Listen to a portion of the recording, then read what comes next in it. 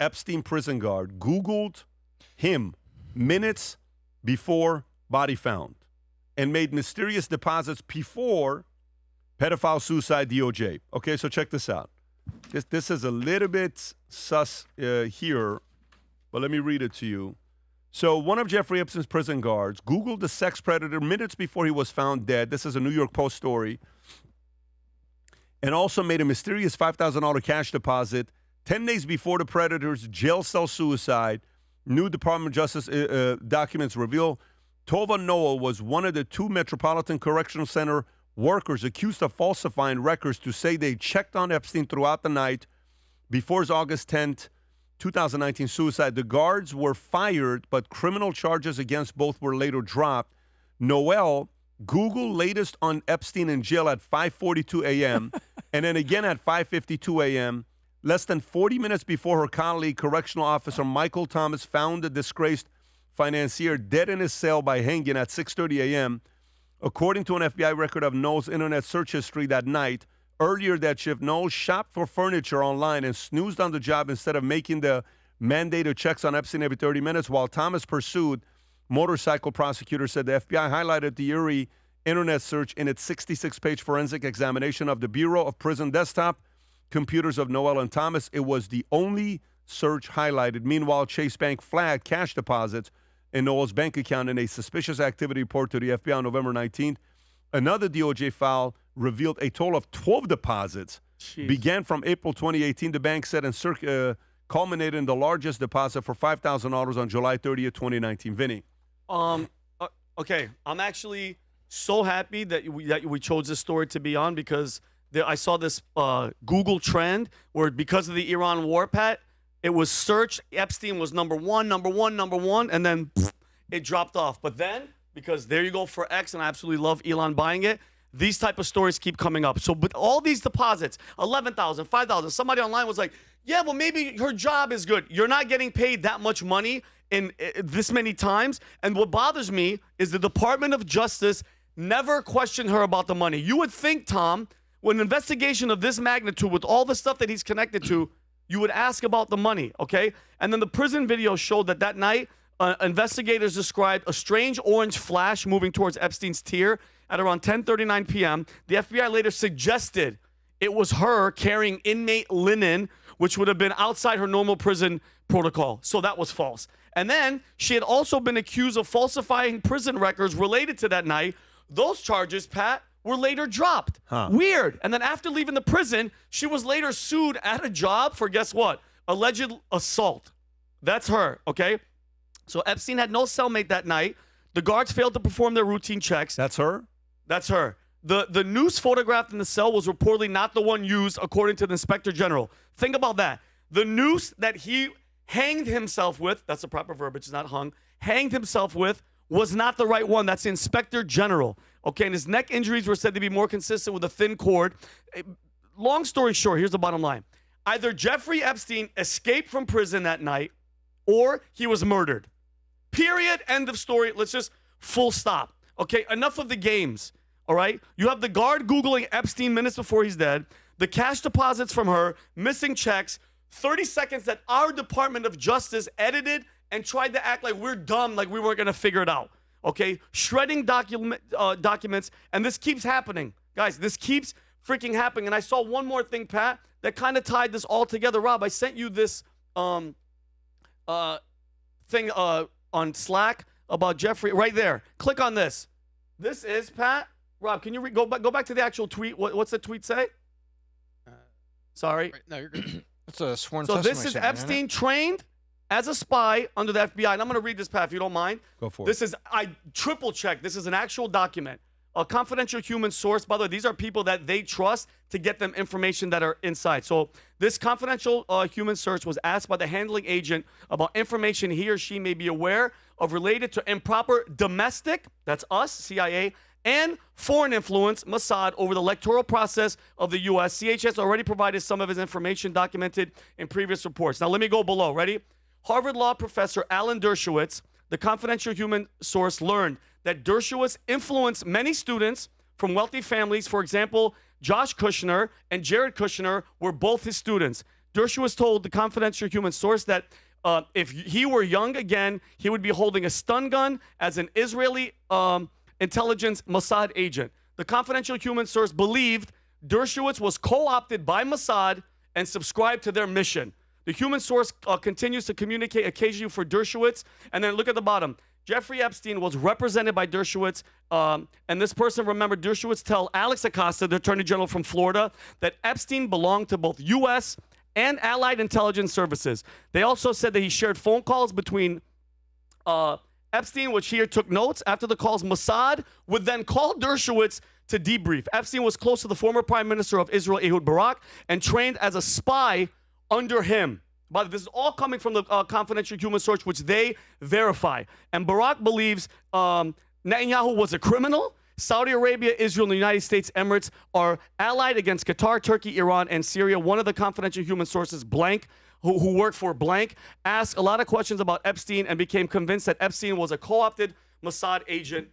And co-opted means us and them. The amount of stuff that and mind you, the war is the war. But the amount of stuff released, I saw a bunch of new stuff about Jess Staley and his communications with Epstein and stuff. It's mind-boggling. And every time, like, this is huge. This is huge. And then something else happens and everybody kind of goes the other way. But there is so much to be uncovered. I hate, Pat. None of this has to do with girls. None of this has to do with underage women. But they block everybody's name out. Why? Tom. Well, I think we all know what we know. And you can very reasonably conclude, as I concluded long ago, regardless of whether Epstein was a spy or not, he was part of some horrifying things that were going on and connecting himself with some very, very influential and powerful people around the world. Full stop, done. Second, the circumstances of his death are worse than JFK. You have all the stuff. So was this woman, now we find real money from Chase, not speculation, real money from Chase. They actually had a file and charges against her that they later dropped after their investigation. And now you've got all of these things. One of three things is true. Epstein knew that he was going to get killed because he's now caught and he's going to be leaking information, and he hung himself. Unlikely, but it is possible. Second, somebody came in and hung him for him. Or the even far-stretched is that somebody let him out, and he's in Belize or some other far-off place, you know. Which, by the way, Rob ran a poll, and here's what the poll says right now with 3,000 votes. Did Jeffrey Epstein kill himself? The answer, yes, 7%. No, he was murdered, 52%. Wow. He's alive, 41%. And There you go. And you know what? So And you got all this 93% doesn't believe he killed himself. And good for them. I'm so proud of them because it's right in our faces. Pat, there's no excuse for the Department of Justice to edit a video and put it out and lie to us unless you're trying to cover it up. And we know who he worked for. You know he worked for the CIA. You know he worked for Mossad and combined. And it should bother everybody to the core. I'm not dismissing that. That bothers the hell out of me. I know that if you he are. was really Mossad or an agent on both sides, that he's around all these influential influencing everything from stock prices to political decisions. I mean, that's horrible. My point simply is just looking at the execution. Like, let's leave out Kennedy and the Bay of Pigs and all the Marilyn Monroe and all that stuff. Let's look at the Kennedy assassination and look at all the things are wrong, all the things we discovered lately. That's what I mean. We got the same number of things here, and it's like that wallpaper, Jeffrey Epstein. What do they have in common? They didn't hang themselves. And it just bothers them. And Adam, I know you want to close with it, but what bothers me is, and a lot of people go, it's not that big of, it's not that important. It's extremely important because if you work for these agencies, all that footage, all the stuff that we can't see, all the documents, all the recordings, all the videos, we can't see it. Those agencies have control over people that were on those tapes and did these things to these underage girls. That really bothers me. That bothers me because then when you see emails about pandemic planning, then you see them asking Ghislaine Maxwell, what the hell does she know about a shadow commission on 9/11? What the hell should she be involved with anything that has to do with 9/11? So when you break it down like that, Adam, when I come down to the children, it's not a big deal because there's a war. No, it's a huge deal. It's a huge deal because they were using underage girls getting, the R word and sexually assaulted to get political power and gain. Because why else would he have these relationships with Ehud Barak and all these people. And To then, by the me, way, that's the deeper horror. Did the Mossad and U.S. intelligence, if he was a mutual agent, I think he was. did they go along with the fact that he was using young kids That's the to corner people? That's the problem. And to me, if that's the net that comes out of it, that is the greatest disgust. It is. It is. Right. And by the way, as this is going on, like when you hear a story like this and all the people that are sitting on the sidelines that don't look, oh, nothing going on, nothing happened with this, nothing. Now you have to sit there and say, oh, my God, you got to be kidding me. And this is not going to stop. I actually don't think this is going away. I think the more and more stuff that they release, these types of stories we're going to keep hearing about. By the way, while we're doing this, you know what just came out? The president just tweeted? Rob, you want to go to this? President Trump just tweeted, Australia is making a this is from the White House. Go to White House's Twitter account. Australia is making a terrible humanitarian mistake by allowing the Iran national women's soccer team to be forced back to Iran, where they will most likely be killed. Don't do it, Mr. Prime Minister. Give asylum. The U.S. will take them if you won't. Wow. That's what makes President Trump President Trump. Good for him. Okay? Because 5 of them, the defected Pat, 5 of them said, hey, we're staying here. We're not going home. 5 of them are done.